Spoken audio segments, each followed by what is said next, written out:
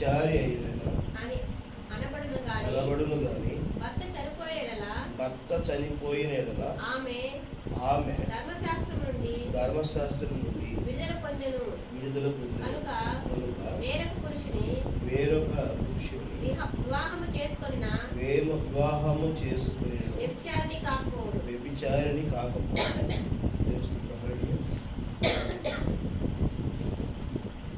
పరలోకమందండి, పరిశుద్ధమందండి ప్రభా,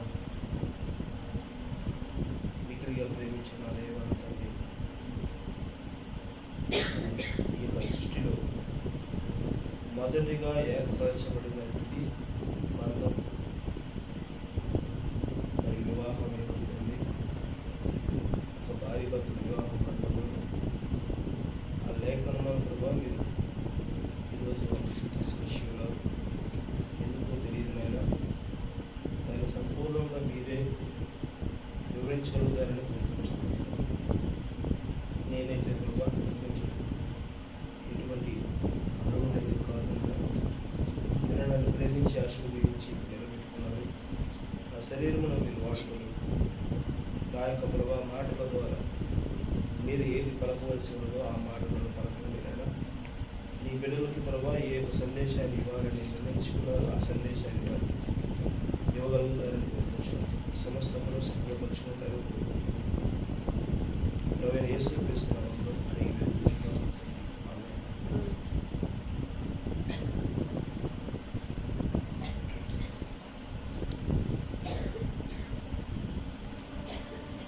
మత్తయి సువార్త 5వ అధ్యాయము, మత్తయి సువార్త 5వ అధ్యాయము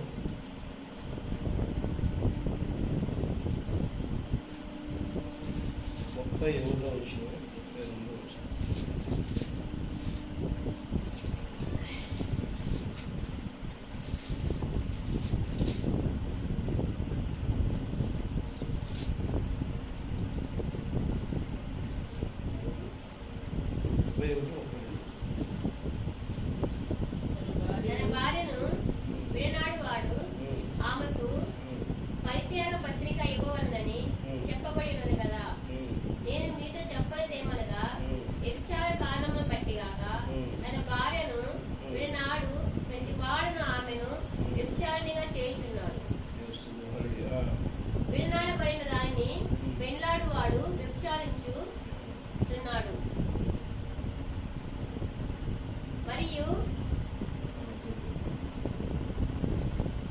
తన భార్యను విడనాడు వాడు ఆమెకు పరిత్యాగ పత్రిక ఇవ్వవలెనని చెప్పబడి ఉన్నది కదా.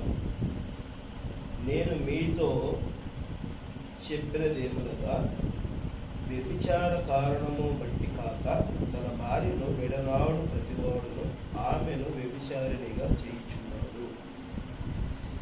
విడనాడబడిన దానిని పెళ్ళాడు వాడు వ్యభిచరించుచున్నాడు.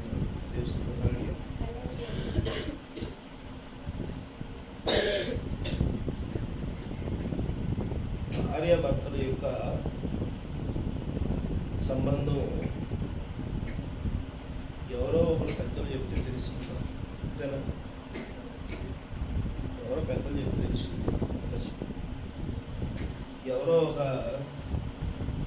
ఆచారమైనటువంటి వ్యవహార శైలిగా చెప్తే తెలుస్తుంది. కానీ ఇది ఎక్కడి నుంచి వచ్చింది? సృష్టిలో నుంచే వచ్చింది. అన్న, చెల్లి, తమ్ముడు, మామ, బావమర్ది, తాత, నాన్న, ఇవన్నీ ఎప్పుడు వచ్చినవి? ఏ బంధుత్వం ముఖ్యమైంది?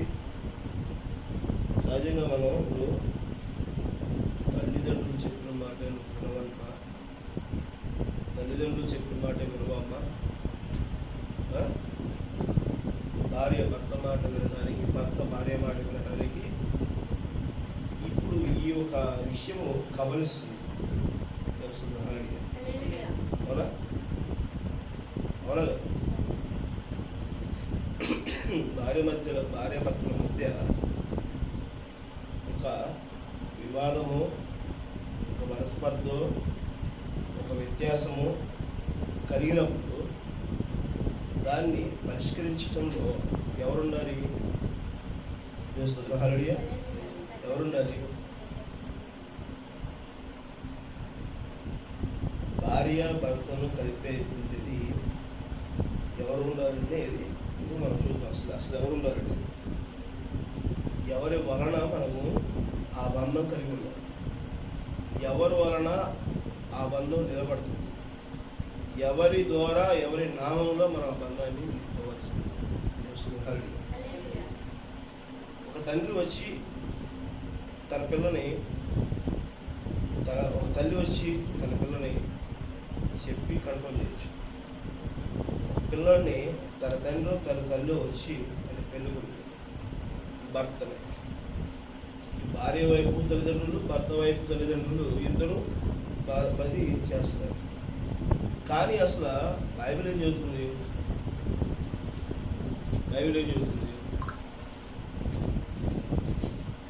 చూడండి, ఆదికాండం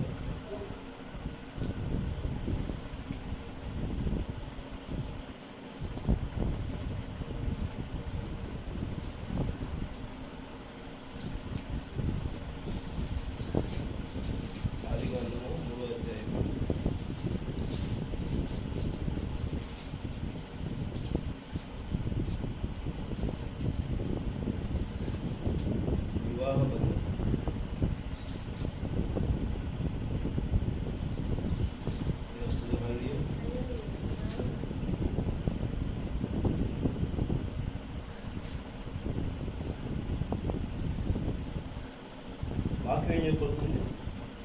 సరే, 3వ అధ్యాయము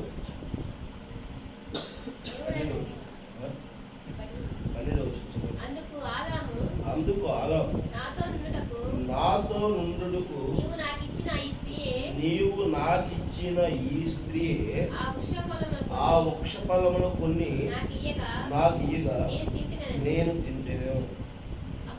అప్పుడు దేవుడైన యెహోవా స్త్రీతో నీవు చేసినవి ఏమిటని అడగగా స్త్రీ సర్పము నన్ను మోసపుచ్చినందునకు తిండినని. దేవుని హల్లెలూయా. ఇక్కడ ఫలము తినడం అనేది జరిగింది. అది మనలో ఏ ఫలం అనేది మనకు తెలుసు. ఆత్మానికి అందరికీ ఆ ఫలం అనేది తెలుసు.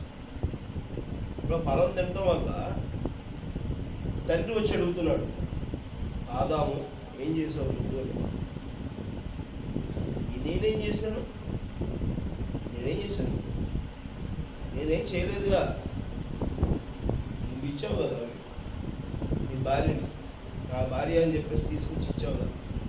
ఆమె తినమంది, ఆమె తినమన్నారంటే ఆ కొన్ని ఫలాలు నేను తిన్నాను. ఆమె చేస్తేనే కదా నేను చేస్తాను. ఏమ్మా నువ్వేం చేసావు అని ఆ స్త్రీని ఆపని అడుగుతుంటే,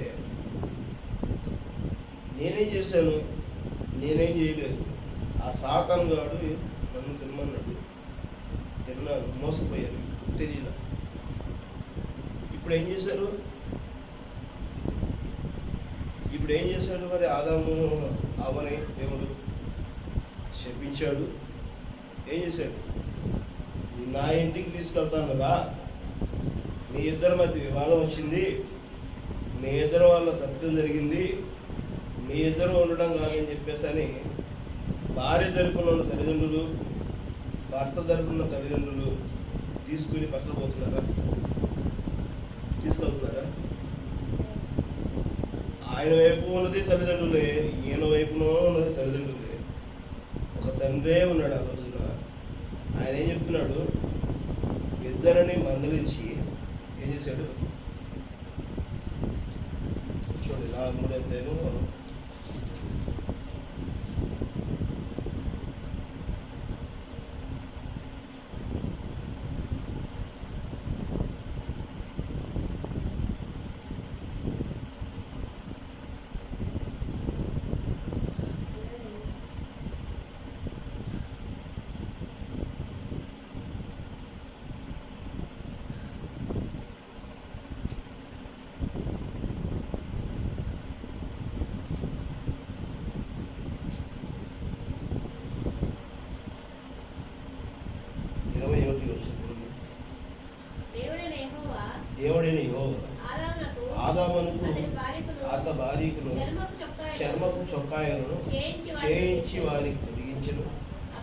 అప్పుడు దేవుడైన యెహోవా ఇదిగో మంచి చెడులను ఎరుగునట్లు ఆదాము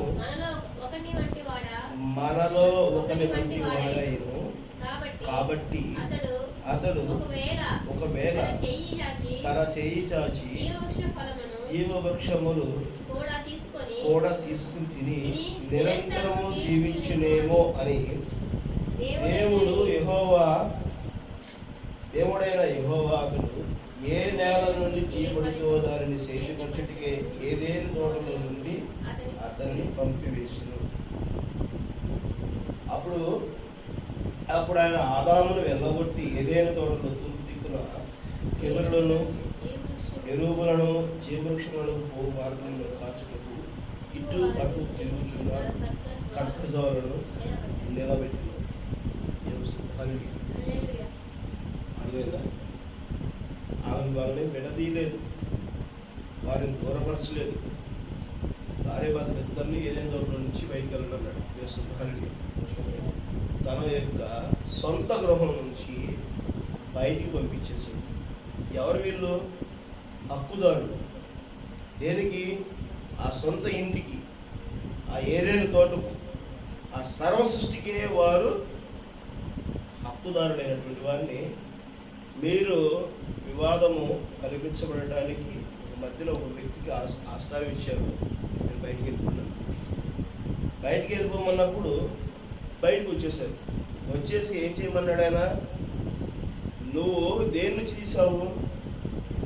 మట్టి నుంచి తీయబడినటువంటి వాడు కాబట్టి మట్టిని నువ్వు సేద్యం చేసుకుని అందు నుంచి వచ్చేటువంటి మొక్కలను వృద్ధి చేసుకుని ఆ మొక్కలు వృద్ధి చెందిన చెట్లైనటువంటి ఫలాలను మరి ఫలించినప్పుడు ఆ ఫలాలను తిని బతుకొని చెప్పి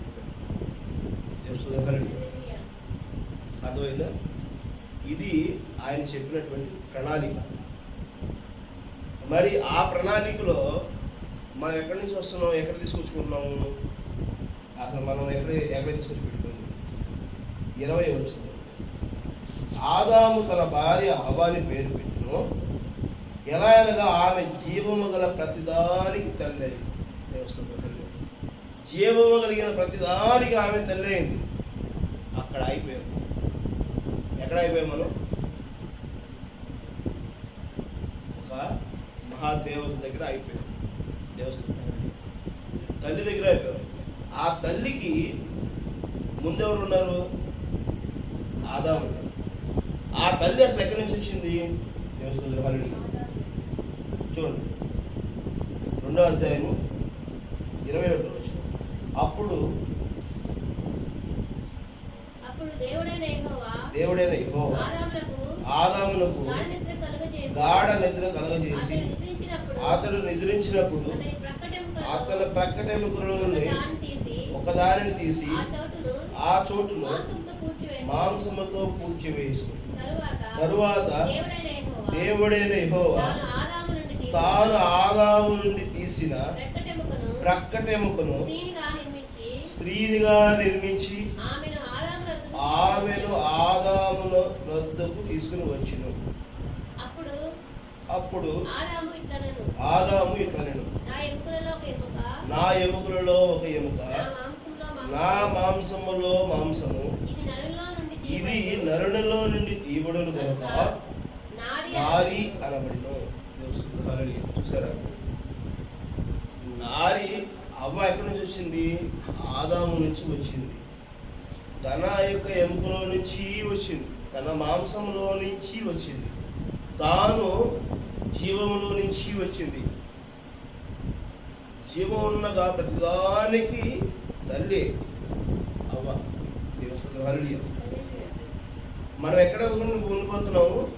అక్కడ ఆగిపోయి మనము ఆంతర్యులకు తెలుసుకోవట్లా. దేవస్థానం ఇక్కడ మేము ఈ విషయాన్ని మీకు ఎందుకు గుర్తు చేస్తున్నామంటే, ఇప్పుడు నువ్వు తల్లిని మాత్రమే చూస్తే, ఈ భర్తని నువ్వు మిస్గైడ్ అయిపోతే, ఈ భర్త నువ్వు గనక తప్పు పెట్టేస్తే, ఈ భర్తని నువ్వు విడిచిపెడితే, ఈ భర్తని మరుగు పెడితే, ఏ భర్తని? ఆదాము మరుగున పెడితే ఏమవుతుంది? ఏమవుతుంది? దేవస్తుడు హల్లెలూయా. మత్తయి సువార్త చూడండి 5:31-32 వచ్చినారు. మరుగున పెడితే ఏమవుతుందంట?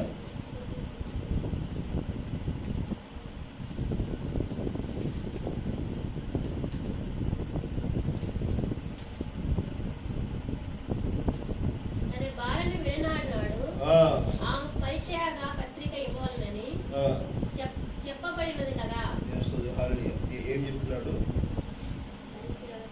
తన భార్యను విడనాడితే పరిత్యాగ పత్రిక ఇవ్వబడవలనని చెప్పింది కదా. ఇక్కడ పరిత్యాగ పత్రిక ఇచ్చారా? ఇచ్చా. నేను విడిచిపెట్టాను అని చెప్పేసి ఇచ్చాడా ఆదాము? ఇవ్వలేదు కదా. అవ్వతో పాటు ఆదాము కూడా ఏదైనా తోట నుంచి బయటకు వచ్చాడు. ఆమె ఇచ్చాడా లేదా? మరి వచ్చినప్పుడు ఆయన ఎక్కడికి బయటికి వచ్చి రాలేదు కదా. నేను మీతో చెప్పినది ఏమనగా, వ్యభిచార కారణం బట్టి కాక తన భార్యను విడవాడు ప్రతివాడు ఆమెను వ్యభిచారిణిగా చేయించున్నాడు. దేవస్తుడు హల్లెలూయా. వ్యభిచార కారణము చొప్పున ఆమెని విడనాడితే ఇప్పుడు ఏంటి? ఆమెని ప్రతి ఒక్కదానికి ఆదర్శప్రాయం చేయడం కోసము మనము ఆ భర్త నుంచి విడిచి తీసుకొస్తుంటే ఆమె ఏమవుతుంది? ఆమె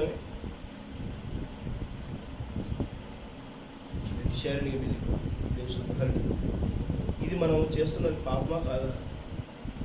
పాపమేనా? భార్య నుంచి భర్తని మనం విడదీస్తున్నామా లేదా? ఎక్కడి నుంచి వచ్చాము మనము? ఇక్కడ జరుగుతుంది కూడా అదే పరిస్థితి. ఎక్కడి నుంచి వచ్చాము? అర్థమవుతుందని నేను చెప్పే పాయింట్. మనం వచ్చింది ఆ తల్లి దగ్గర నుంచి వచ్చాం, కానీ ఆ తల్లినే మనం పూజిస్తున్నాం. ఆ తల్లికి ఆశ్రయమైన వ్యక్తి, ఆ తల్లికి ఎముకనిచ్చిన వ్యక్తి, ఆ తల్లికి మాంసం ఇచ్చిన వ్యక్తి ఆదాముని మర్చిపోతున్నాం. సరే, ఈ ఆదాము ఎక్కడి నుంచి వచ్చాడు? మన్నులో నుంచి వచ్చాడు, మట్టిలో నుంచి వచ్చాడు. మట్టిలో నుంచి బొమ్మ చేసి ఆ బొమ్మకి నాసికరంధ్రంలో జీవాత్మ ఉంది. అది గంటలో చూసాం కదా. ఎవరు ఊదింది ఇది నాసికరంధ్రంలో జీవాత్మ? దేవుడే. ఆ నాసికరంధ్రంలో జీవాత్మ ఊదినప్పుడు మరి అప్పుడే కదా మరి ప్రాణం పోసుకోవాల్సింది. ఇది మొదలుగా నిన్న రాత్రి బ్రదర్ రాయ్ గారు చెప్తున్నప్పుడు విషయాన్ని మనకు గుర్తు చేశాడు. తల్లి గర్భంలో శిశువు అండము కలిగినప్పుడు శరీరము వృద్ధి చెందుతూ ఉంటుంది. శరీరంతో పాటు ఆత్మ ఉంటుంది.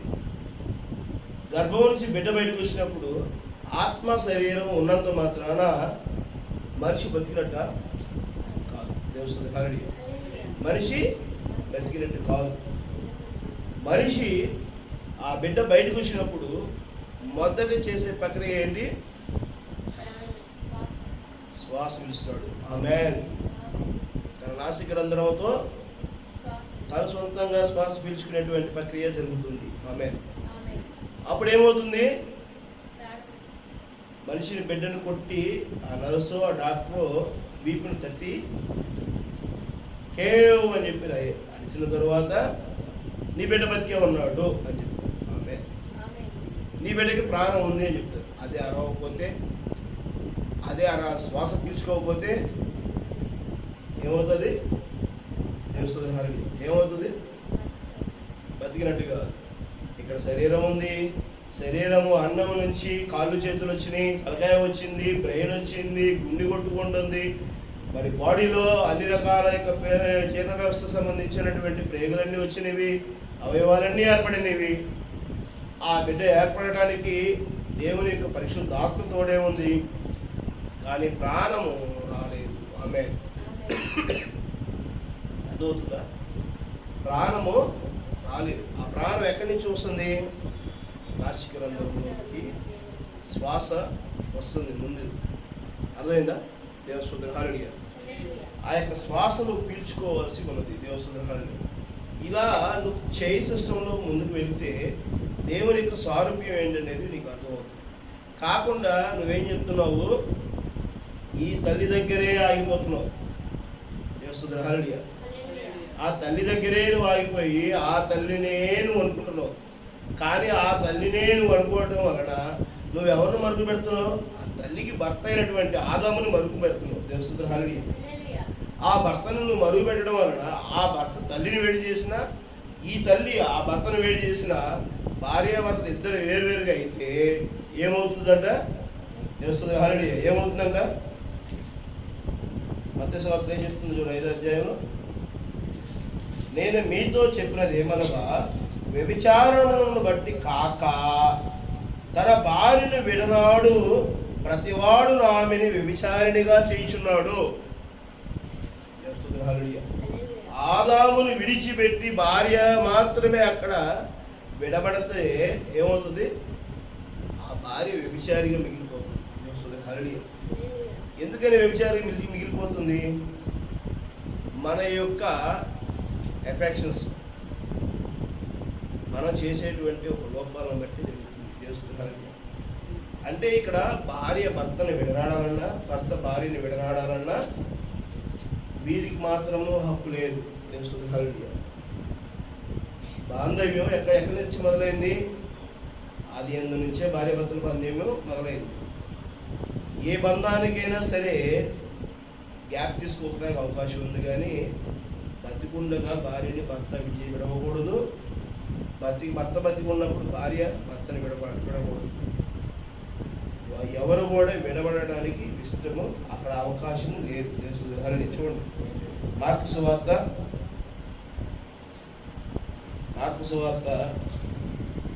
10వ అధ్యాయము, మత్తయి సువార్త 19వ అధ్యాయము 6-9. మత్తయి సువార్త 19వ అధ్యాయము 6-9.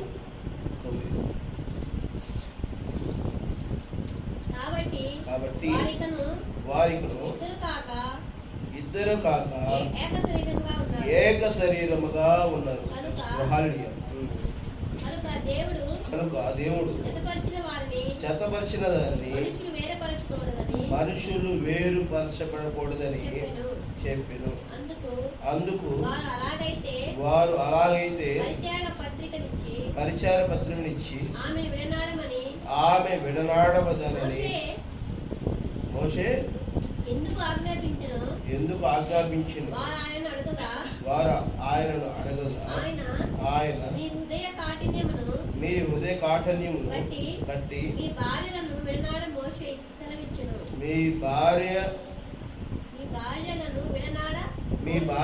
విడనాడ మోషే సెలవిచ్చింది. కానీ ఆది నుండి అలాగూ జరగలేదు. మరియు వ్యభిచార నిమిత్తమే తప్ప తన భార్యను విడనాడి మరి యొక్కతను పెళ్లి చేసుకున్నవాడు వ్యభిచారము చేయుచున్నాడని, విడనాడబడిన దానిని పెళ్లి చేసుకున్నవాడు వ్యభిచారము చేయుచున్నాడని మీతో చెప్పుచున్నానని వారితో ఆయన. చూసారా, ఇక్కడ భార్యను విడనాడడానికి దేవుడు ఎటువంటి అవకాశము ఇవ్వలేదు. భార్య భర్తను విడనాడాలంటే చనిపోవాలి. చనిపోకుండా విడిపోవడానికి దేవుడు అవకాశం ఇవ్వాల. నిన్ను జత చేయబడినటువంటి భార్య భర్త ఒకరికి ఒకరు చనిపోయే వరకు కూడా ఆ బాంధవ్యం విలువను కోల్పోకూడదు. ఎందుకంటే ప్రధానమైనటువంటి బాంధవ్యం వివాహమే అయ్యి ఉన్నది. దేవస్థుతుడి అది గొప్ప బాంధవ్యం. ఆ గొప్ప బాంధవ్యాన్ని మనము విడనాడుకుంటే ఎవరి కోసం విడనాడుతున్నాము? మనలో ఉన్న ఒక గర్వం కోసమా, మనలో ఉన్న ఒక హెచ్చింపు కోసమా, మనలో ఉన్న కుటుంబ యొక్క వైఫల్యం కోసమా, మనలో ఉన్న కుటుంబ ఆచారాల కోసమా, దేనికోసం మనం విడనాడాలి? దేనికోసం మనం భర్త విడనాడాలి, భర్త భార్యను విడనాడాలి? ఒకరికి ఒకరిని విడిచేటువంటి హక్కు దేవుడు ఇవ్వలేదు.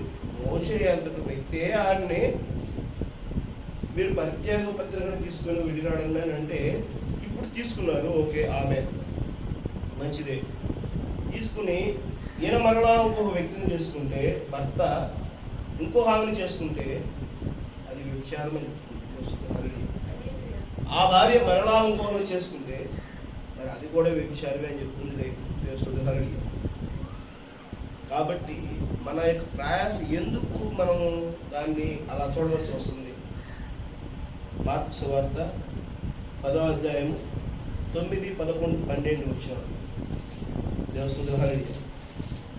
ఈరోజు వివాహం గురించి మన మధ్యకి ఈ లేఖనం దేవుడు ఎందుకు తీసుకొచ్చాడో తెలియదు, కానీ నిజంగా ఎవరైనా సరే నేను కోరుకునేది ఒకటే, భార్య భర్తల యొక్క విలువ అతీతమైనది, వారి బంధం యొక్క విలువ అతీతమైనది.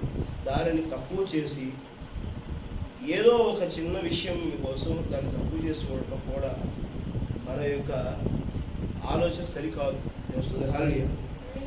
కాబట్టి మనకి ఏ ఒక్క విలువ బాంధవం కంటే కూడా భార్య భర్తల యొక్క బాంధవ్యమే విలువైన దాన్ని పటిష్టపరచుకోవాలి, దాన్ని సృజించాలి, ఆరాధించాలి. దానిని ఆ యొక్క బంధాన్ని మనం ఏం చేయాలి? మరి మొక్క చిగురించిన విధముగా, అంజూరపు చెట్టు చిగురించిన విధముగా మరి భార్య భర్తల యొక్క దాంపత్యమైనటువంటి విషయము చిగురించవలసి ఉంది. దేవుని అదైతే చనిపోవడానికి అవకాశం లేదు. ఆ బంధం అయితే చనిపోదు, ఎప్పుడు ఒకటే ఉంటుంది. మొదటిగా నిలబడినటువంటి బంధము ఎప్పుడు అలా నిలబడే ఉంటుంది. ఆమె మధ్యలో వేరే వేరే వేరే ఏదైనా పోవచ్చు, కానీ అదైతే పోవు. ఆ విలువైనటువంటి బాంధవ్యానికి విలువ ఇవ్వవలసి ఉన్నది.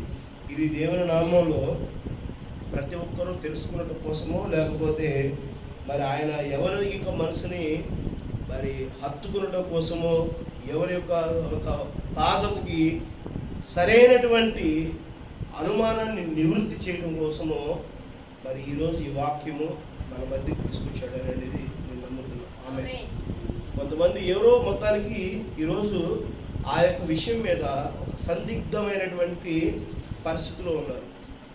భర్త భార్యని విడిచిపెట్టలేక ఆ భార్య మీద ప్రేమ కలిగి ఏదో ఒక పరిస్థితి మీద దూరం అవుతూ ఇది విడిచిపెట్టడం కరెక్టా కాదా అనే ఒక సందిగ్ధంలో ఉంటే ఇది ఖచ్చితంగా వారితో దేవుడు మాట్లాడుతుంది. ఒక భార్య ఒక భర్తని విడిచిపెట్టడానికి ఏదైనా ఆలోచన చేసినప్పుడు ఇది కరెక్టా కాదా అని చెప్పేసి ఆమె కూడా ఆలోచన కలిగి ఉంటే ఖచ్చితంగా దేవుడు వారితో మాట్లాడుతుంది. ఆమె అర్థమవుతుందండి. ఇది ఎవరో మొత్తానికి ఆలోచన కలిగి ఉన్నారు.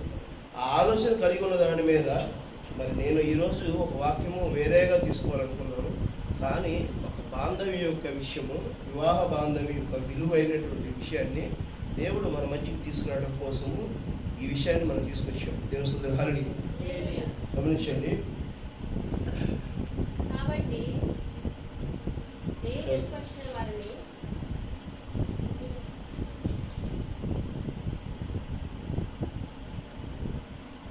ముద్రణపై ప్రశ్నలు మరియు సమాధానాలు వర్తమానంలో మరి ప్రవక్త అని ఒక బ్రదర్ అడిగాడు ఈ విషయం. వివాహాన్ని అనుమతించే లేఖనము ఏదైనా ఉందా? ఇది చాలా ముఖ్యమైనదిగా ఉంది కదా, దీని గురించి చెప్పండి బ్రదర్ ప్రణామం అని చెప్పేసి అడిగారు.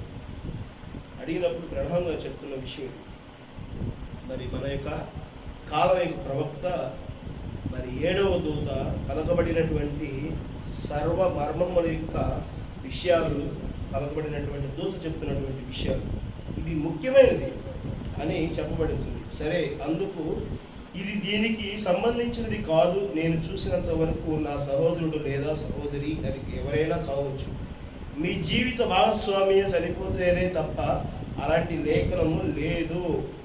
ఎందుకంటే వారు జీవించి ఉన్నంత కాలము మనం వారికి కట్టుబడి ఉన్నాము అని బైబిల్ చెప్తుంది. ఆల్రెడీ మరి ప్రవక్త కూడా 2 వివాహాలు కాబడింది. ఆమె ప్రవక్త కూడా ఇద్దరిని వివాహం చేసుకున్నారు. అయితే మొదటి భార్య చనిపోయిన తరువాత రెండో భార్యను చేసుకున్నారు. మొదటి భార్యగా ఉన్నప్పుడు ఆయన చేసుకోలేదు. ఆమె ఆ మొదటి భార్య ఎందుకు చనిపోయింది? హల్లెలూయా. ఆమె ఎందుకు చనిపోయింది? ఇది కాలానికి సంబంధించినటువంటి వర్తమానమే. ఆమె 7వ దూత మొదటి భార్య చనిపోవడంలో ఒక ఆంతర్యం ఏంటి అంటే, మొదటిగా భర్తను విడనాడి ఈ పొరపాటు చేసినటువంటి అవస్థానంలో ఆమె అక్కడ చనిపోయింది. ఆమె ఆ భార్య అయితే చనిపోయింది కానీ, ఆ అమ్మాయి చనిపోయింది కానీ, రెండో భార్య మేడ అయితే, రెండో భార్య వధువైతే,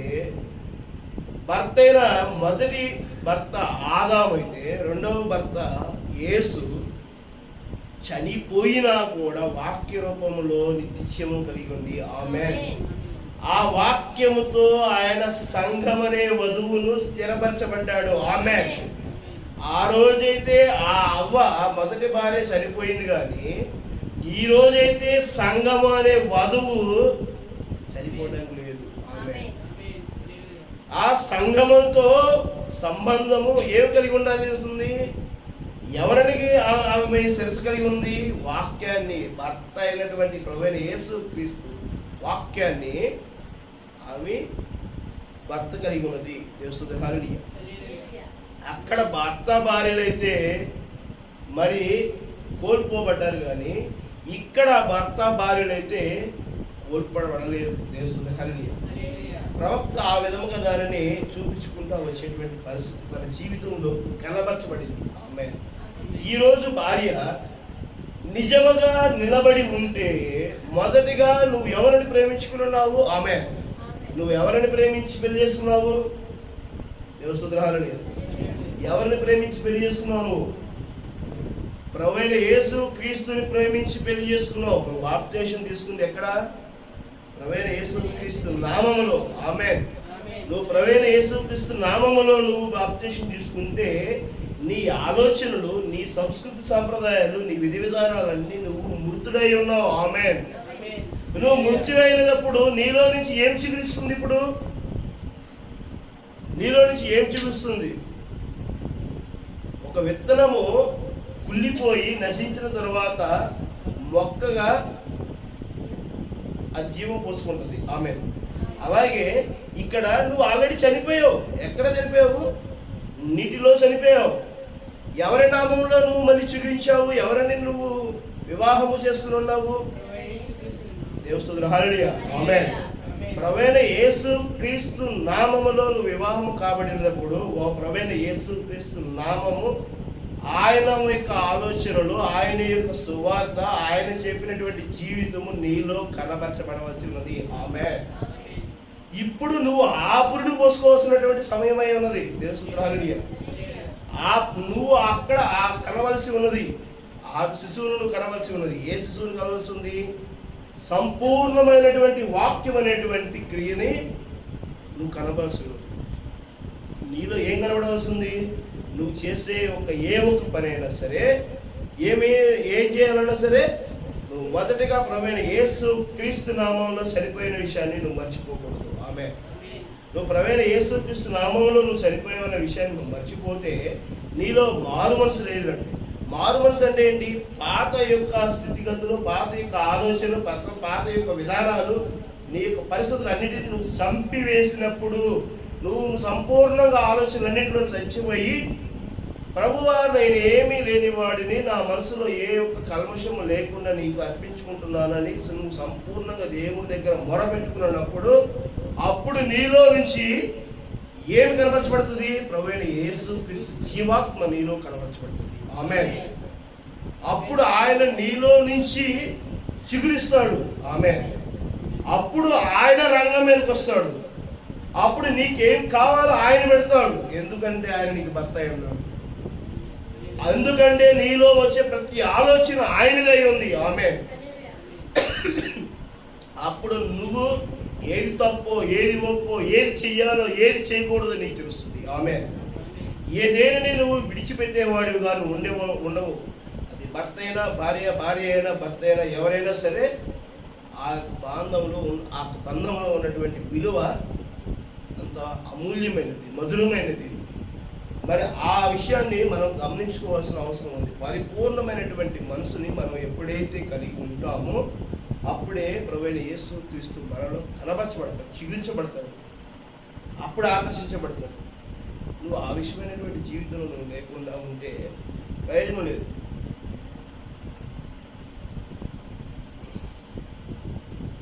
ఇప్పుడు నువ్వు ఎవరిని కలుసుకోవడానికి వస్తున్నావు? ఎవరితో నువ్వు జీవించి ఉన్నావు? ప్రభువైన యేసుక్రీస్తుతో నువ్వు జీవించి ఉన్నప్పుడు నీవు మధ్యలో మరి సాతానికి ఆ రోజు అవకాశం ఇచ్చినట్టు ఈ రోజు నువ్వు కూడా ఇస్తావా?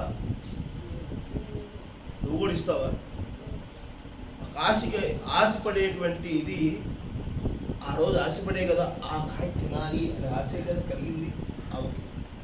ఈరోజు నీకు కూడా బైక్ కొనుక్కోవాలని ఆశే కదా కలుగుతుంది. నీకు ఈరోజు ఆభరణం కొనుక్కోవాలని ఆశే కదా కలుగుతుంది. ఈరోజు నేను మిద్దె కట్టుకోవాలనేటువంటి ఆలోచన కదా నీకు కలుగుతుంది. ఈ ఆలోచనలతో, ఈ ఆశతో నువ్వేం చేస్తున్నావు? ఎక్కడో దారి తప్పినటువంటి పరిస్థితి, ఎక్కడో ఒక నగదు నీకు సౌలభ్యం కోసము దారి తప్పుతున్నావు, అక్కడ వైఫల్యం అయిపోతున్నావు, అక్కడ పడిపోతున్నావు. ఓ సహోదరుడా, సహోదరి, నువ్వు గమనించుకోవాలి. ఏం గమనించుకోవాలి? వాక్యములో నువ్వు పడిపోయే స్థానం ఏంటి అనేది నువ్వు గమనించుకోవాలి. ఆమె నువ్వు ఏ బంధంలో నుంచి పడిపోతున్నావు అనేది నువ్వు గమనించాలి. నీ చుట్టూ ఉన్నటువంటి బంధాలు వందలాది బంధాలు ఉన్నాయి. అన్న, తమ్ముడు, చెల్లి, అక్క, బావ ఏదైనా కూడా ఉండొచ్చు. కానీ నీవు దేవునితో ఏర్పడిన బంధము శాశ్వతమై ఉన్నది. ఆమేన్. ఆ రోజు ఆదాము అవ్వకి ఏ బంధం ఉన్నదో ఈ రోజు వాక్యముకు నీకు ఆ బంధం ఉంది. ఆమేన్. అర్థమవుతుందండి? అంత బలమైనటువంటి బంధమును మనములో ఉన్నప్పుడు ఆ బంధాన్ని మనం విడనాడటంలో నువ్వు ఏం చేస్తున్నట్లు? అర్థమవుతుందా? వ్యభిచరిస్తున్నావా ఇప్పుడు నువ్వు? ఇది వ్యభిచారమేనా? వాక్యమును నువ్వు విడిచిపెడితే, వాక్యము నీ నుంచి దూరం అయితే నువ్వేమవుతావు? చనిపోయిన వాడివే. వాక్యము నేను విడిచిపెట్టిందా? నువ్వు చనిపోయిన వాడు. వాక్యము శాశ్వతమై ఉన్నది కాబట్టి నువ్వు వాక్యాన్ని విడిచిపెడితే అది చనిపోలేదు. కానీ నువ్వైతే వ్యభిచరించబడుతున్నావు. ఆమేన్. దేనితో వ్యభిచరించబడుతున్నావు? ఆశతో వ్యభిచరించబడుతున్నావు, అహంకారంతో వ్యభిచరించబడుతున్నావు, తోలనాడేటువంటి మనస్సుతో వ్యభిచరించబడుతున్నావు, దుయ్యబట్టే మనసుతో వ్యభిచరించబడుతున్నావు, అనవసరమైనటువంటి మాటలు తోలనాడటంలో నువ్వు వ్యభిచరించబడుతున్నావు. దేవస్తుతుల హల్లెలూయా. కాదా? దేవస్తుతుల హల్లెలూయా. అర్థమవుతుందా? నీ నిర్లక్ష్యము, నీకు తెలియనటువంటి అజ్ఞానంతో నువ్వు ఏ స్థితిలోనూ నిలబడుతున్నావో, దేవుని నామాన్ని నువ్వు విడిచిపెట్టిపోయి నువ్వు ఏ స్థితిలో నిలబడిపోతున్నావు? నువ్వు వ్యభిచార స్థానంలో నిలబడిపోతున్నావు. దేవస్తుతుల హల్లెలూయా. కాబట్టి నువ్వు చేసే ప్రతి ఒక్క పనిలోను, నువ్వు మాట్లాడే ప్రతి మాటలోను, నీ చూపులోను, నీ ఆలోచనలోను నిన్ను నువ్వు సరి చేసుకోవాల్సిన వాడిగా ఉన్నావు. దేవస్తుతుల హల్లెలూయా. ఎందుకంటే నీ భర్త శ్రేష్టమైన వాడు, వాక్యము శ్రేష్టమైనది. దేవస్తుతుల హల్లెలూయా. వాక్యము ఎక్కడ కూడా ఒకరిని దూషించమని చెప్పలా. వాక్యము ఎక్కడ కూడా ఒకరిని మీద నువ్వు ఆధిపత్యం చేయమని చెప్పలా. వాక్యము ఎక్కడ కూడా ఏ ఒక్కరిని కూడా తోలనాడమని చెప్పలేదు. దేవస్తుతుల హల్లెలూయా. తోటి వారిని ప్రేమించమనే వాక్యం చెబుతుంది. వాక్యాన్ని నువ్వు అపవిత్రపరిచేటువంటి నీ యొక్క క్రియ వలన ఈరోజు క్రైస్తవ్యము ఏమవుతుంది? చులకన చేయబడుతుంది. ఆమేన్. నువ్వు చేసే వ్యభిచారం వలన క్రైస్తవ్యం ఏమవుతుంది? అపహాస్యం కాబడుతుంది. దేవస్తుతుల హల్లెలూయా. క్రైస్తవ్యం అనేది మతం కాదు, గుర్తుపెట్టుకోండి. దేవస్తుతుల హల్లెలూయా. జీవనం అయి ఉంది.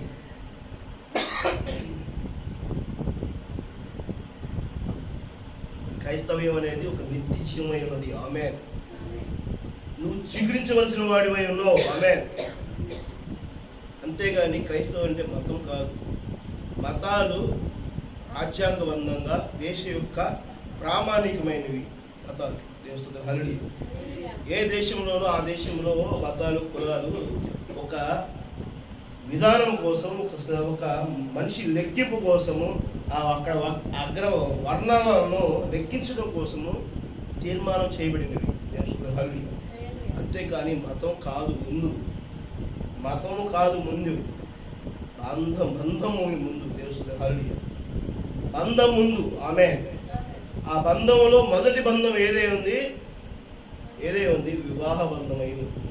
నువ్వు ఎవరితో వివాహం కాబడినావో దానిని ఆ పవిత్రమైన స్థానాన్ని గుర్తుపెట్టుకో. ఆమేన్.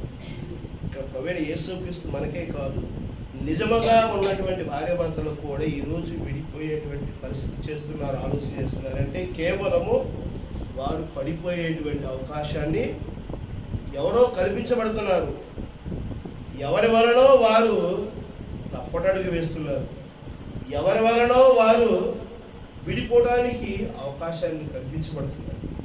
అంతేకాని వారు కాదు. దేవుని హల్లెలూయా. వాళ్ళు ఒక బంధం యొక్క పటిష్టమైనటువంటి ఆలోచనను స్థిరపరచుకుంటే అది పడిపోదు. ఆమేన్. లూకా సువార్త 16:18 చూడండి. ఎన్ని ఉన్నాయి తెలుసా? వివాహ బంధం గురించి మరి గ్రంథంలో ఎన్ని రిఫరెన్స్ చూడవచ్చు. లూకా సువార్త 16:18 తన భార్యను విడనాడి మరి యొక్క వివాహము చేసుకునేను, అటివాడు ప్రతివాడు వ్యభిచరించుచున్నాడు, భర్తను విడిచిన దానిని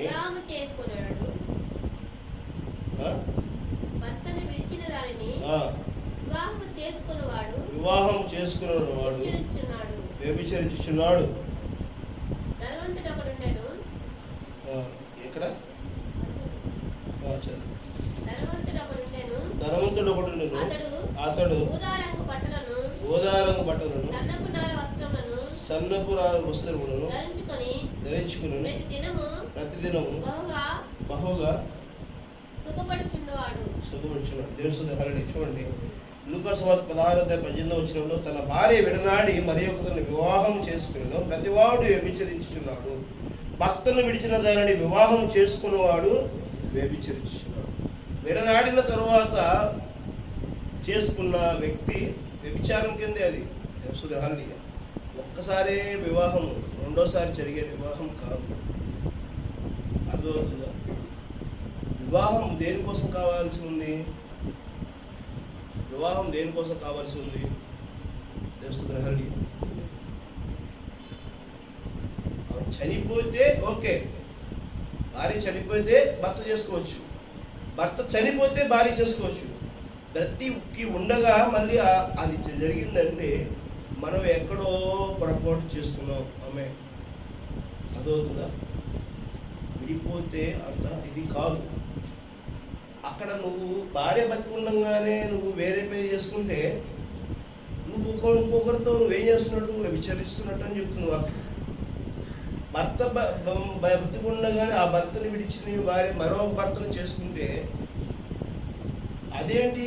అది వ్యభిచరించినట్లే. దేవుని హల్లెలూయా. రోమిలకు రాసిన పత్రిక 7:2-3 చూడండి. 3 నిన్న చదువుకున్నాం కదా, 2 చూడు.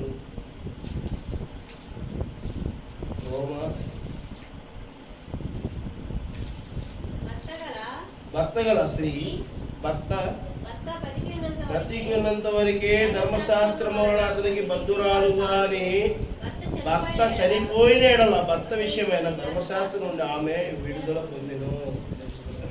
చనిపోతే ధర్మశాస్త్రం నుంచి విడుదల, చనిపోకపోతే విడుదల చెందదు. దేవుని హల్లెలూయా. 1 కొరింథీయుల పత్రిక 7:27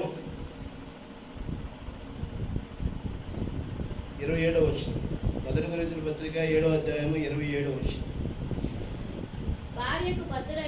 భార్యకు బద్ధుడవై ఉంటివా? విడుదల కోరవద్దు. భార్య లేక విడిగా ఉంటివా? వివాహము కోరవద్దు. అర్థమైందా? ఇక్కడ మాట అర్థమైందా? భార్యకు బద్ధుడై ఉంటివా? భార్య పట్ల నీకు ప్రేమానురాగం కలిగి ఉన్నదా? భార్యని విడిచిపెట్టి దూరంగా ఉండదు. దేవుని హల్లెలూయా. నీకు ఆలోచన కలిగి ఉంటే దూరంగా ఉండొద్దు. ఒకవేళ భార్య లేక విడిగా ఉంటావా, వివాహం కోరుకోదు. నువ్వు విడిగా ఉన్నావు, భార్య లేదు, నీ దగ్గర భార్య లేదు, మళ్ళీ వివాహం కావాలని కోరుకోకూడదు. దేవుని హల్లెలూయా. అర్థమవుతుందా? కోరుకోవద్దంటుంది. ఇక్కడ చాలా క్లియర్గా దేవుడు చెప్తున్నాడు. దేవుని హల్లెలూయా. కోరుకోవద్దు. అలాగే భర్త ఉన్నాడు, భార్య మళ్ళీ రెండో వివాహం కోరుకోకూడదు. దూరం ఉన్నారు, మీ యొక్క విలువలు తెలుసుకునే దాని తర్వాత మళ్ళా మీరు ఏకపరచబడతారు. అది ఎప్పుడు నువ్వు నిజముగా దేవుని యొక్క ఆరాధనలో ఉంటే, దేవుని నువ్వు కోరుకుంటే, దేవుడే రంగం మీద వచ్చి పనిచేస్తాడు. దేవుని హల్లెలూయా. 39వ వచనం చూడండి. కొరింథీయులు 7:39. భార్య తన భర్త బ్రతికినంత కాలము బద్ధురాల ఎండును, భర్త మృతి పొందిన ఎడల ఆమెకి ఇష్టమైన వారిని పెళ్లి చేసుకున్నట్టుకు స్వతంత్రాలయ ఎండును గాని ప్రభువునందు మాత్రమే పండి చేసుకున్నవలెను. ఎవరి వలనంట? ఇప్పుడు ఇవి ఎవరి వలన కలిగి ఉండాలంట? ప్రభువునందు మాత్రమే. ఆమె ప్రభువైన యేసు క్రీస్తు నామమే నీకు పెద్దరికమై ఉన్నది. ఎక్కడైతే నువ్వు ఎవరి నుంచి అయితే విడిచిపోయి బయటికి వచ్చావో, హల్లెలూయా, ఏదైనా తోటలో ప్రభువైన యేసు క్రీస్తు నుంచి బయటకు వచ్చావో, ఆ యొక్క దేవుడి దగ్గరికి నువ్వు ఆ యొక్క నామములోనే నువ్వు ఉండాలి. దేవుని హల్లెలూయా. ఆ నామములోనే ఆయన నిన్ను కలుపుతాడు. నీ గ్యాప్ ఎక్కడైతే నీ భార్య భర్తల మధ్య ఒక ఏదైతే గ్యాప్స్ వచ్చినాయో దాన్ని సరి చేయగలిగేది ఎవరు? నువ్వు అడిగితే దేవుడే సంస్థను సాధ్యపరుస్తాడు. ఆమె నీకు కలిగినటువంటి ఏ ఒక్క లోపమైనా సరే సరిచేసేది ఆ దేవుడే ఉన్నాడు. ఆమె అది లేకపోతే ఏమవుతుంది? హల్లెలూయా. అది లేకపోతే ఏమవుతుంది? ప్రార్థన నీకు లేకపోతే నీకు దేవుడి యొక్క వరం ఎలా తెలుస్తుంది? ప్రభువైన యేసు క్రీస్తుని నువ్వు కలుసుకోకపోతే నీకు వాక్యం యొక్క విలువ ఎలా తెలుస్తుంది? కలుసుకోవాలంటే ఏం కలిగి ఉండాలి? నువ్వు ఇప్పుడు ప్రార్థన కలిగి ఉండాలి, తగ్గింపు కలిగి ఉండాలి.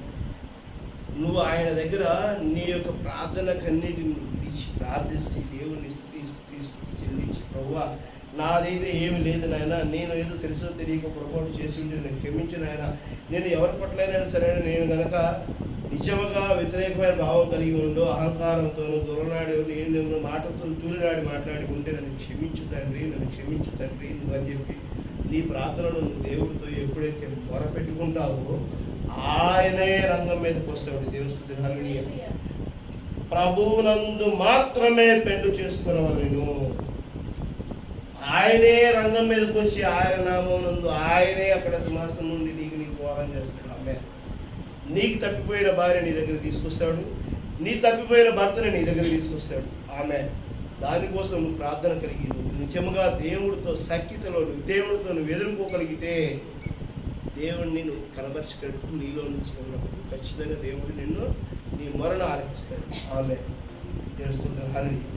కాబట్టి దేవుని యొక్క వాక్యము మనము వివాహ బాంధవ్య విలువల గురించి ఈరోజు తెలుసుకోవడంలో వివాహ సంఘము భార్య భర్తతో కలిగి ఉండాలి. ఈ లోకపరంగా ఉన్న భార్య భర్తలైనా సరే దేవుని యొక్క నామంలోనే ఆశీర్వదించబడుతుంది అనే విషయాన్ని ఈరోజు మన మధ్య దేవుడు స్పష్టంగా మాట్లాడాడని నేను నమ్ముతున్నాను. దేవుని హల్లెలూయా. నేను మొదటిగా అనుకున్నది చెప్పినది ఎవరికి ఏ అవసరం ఉన్నదో తెలియదు, కానీ ఈరోజు ఈ వాక్యము చెప్పబడటానికి నేనైతే ప్రిపరేషన్ కావడలేదు, కానీ దేవుడు ఈ క్షణంలో నేను ఇక్కడ పైకి వచ్చినప్పుడు మాట్లాడినటువంటి విషయాన్ని మీ మధ్య తీసుకొచ్చాను. దేవుని హల్లెలూయా. మరి అది ఎవరు బలంగా దేవుడిని కోరుకున్నారో తెలియదు, కానీ వారితో దేవుడు స్వయంగా నేరుగా మాట్లాడాడని నేను నమ్ముతున్నాను. దేవుని హల్లెలూయా. ఆమేన్. ప్రార్థన చేసుకుంటాం.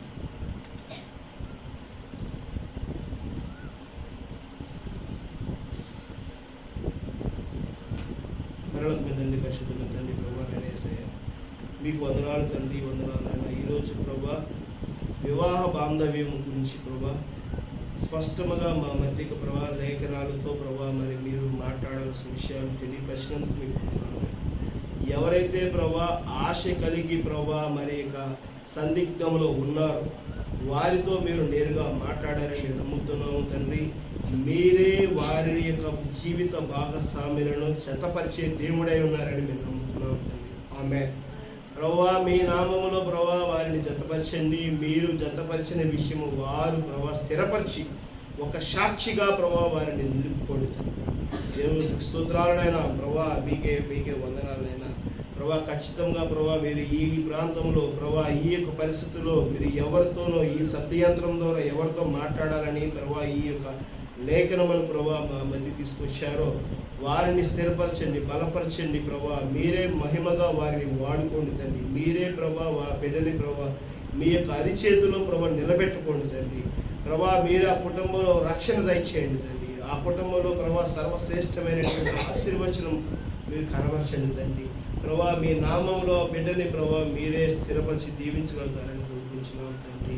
సమస్తమును సకలపరచగలుగుతారని కోరుకుంటున్నాను తండ్రి. ప్రతి ఒక్క విషయంలో మీరు తోడుగా ఉండడం సహాయం చేసి దీవించినందుకు మీకు వందనాలు. ఇదిగో నాయన రాత్రి ప్రభా ఉదయకాలమున 2 మీటింగ్లను ప్రభా రాయవారి వాడుకున్నారనైనా మీకు వందనాలనైనా. ఆ యొక్క మీటింగ్ విషయాల్లో ప్రభా నాదెండ్ల పెదకాకైనా జరిగిన కుడికలలో ప్రభా మీరు బలంగా ప్రభా బిడ్డలను స్థిరపరిచి బలపరిచారని మేము నమ్ముతుండగా ప్రభా కూడి వచ్చిన జనులందరూ ప్రభా తిరిగి ఆ యొక్క ప్రాంతాలు వెళ్ళడం ఎటువంటి ఆటంకాలు లేకుండా దీవించండి. ఇదిగో నాయన రాత్రి ప్రభా మేము మరి ఆ యొక్క ఊరు వెళ్తున్న టైంలో ప్రభా ఆ ప్రమాదంలో ప్రభా అతనికి కాలు విరిగిపోతుంది. వారి యొక్క పరిస్థితుల్లో ప్రభా ఎంతో కుటుంబం విలువలాడుతుంది ప్రభా. మీరే తోడే ఉంటుంది. ఆ బిడ్డకి రక్షణ దయచేయండి తండ్రి. ప్రభా ఇది ఆ యాక్సిడెంట్ కారణమైనటువంటి ప్రభా వ్యక్తులను కూడా మీరే జ్ఞాపకం చేసుకుంటుంది ప్రభా. ఆ యొక్క ప్రభా పరిస్థితులన్నింటినీ మీరు చక్కబెట్టండి, బలపరచండి ప్రభా. మీ కృపలో ఆశీర్వదీవించండి. సమస్తమును మీరే ప్రభా ఆశీర్వదీవించగలుగుతారు. ఎవరైతే వారి అవసరాల అక్కర్ల కోసం ప్రార్థిస్తున్నారో ప్రతి బిడ్డని దీవించగలుగుతారని కోరుకుంటూ సమస్తమును మీ చేతులు అప్పగించుకుంటూ మమ్మల్ని తగ్గించుకుంటూ ఘనత మీరే పొందుకోమని ప్రభువైన యేసు క్రీస్తు నామములో అడిగి వేడుకుంటున్నాము. కూడి వచ్చిన జనులను కూడుకున్నటువంటి ప్రభు పేరిట బిడ్డలకు కృపా సమాధానం